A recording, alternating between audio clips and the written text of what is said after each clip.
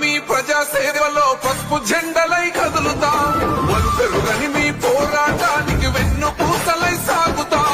లక్ష majority లక్ష్యంగా రంగమందు గెలిపి పార్టీని గెలిపించడానికి ఇక్కడ సౌమ్యులు పెద్దలు నాకు సాయినాథ్ గౌడ్ గారితో పరిచయం. 97 నుంచి ఎప్పుడు వచ్చినా సాయినాథ్ గారు కోడిగారింటికి వెళ్ళేవాడిని, ఆయనతో కలిసి భోజనం చేసేవాడిని. అదితో ఆప్యాయతగా చూసే వ్యక్తి. ఏ రకంగా అయితే వాడు అన్నదమ్ములు వచ్చే ఆప్యాయత ఉందో ఇప్పటివరకు ఒక కుటుంబం పెళ్లి వేరే సంబంధాలు పెట్టుకుంటారు. కానీ 7 నుంచి 9 కుటుంబంలో ఉంటూ ఆప్యాయతగా సంఘటనగా ఉన్న మరి మనుషులు ఏమంటున్నారంటే గౌరవప్రదమైన విధానంలో జీవితం గడుపుతున్నా ఉంటున్నారంటే అది మన జితేంద్ర గౌడ్ గారు వాళ్ళ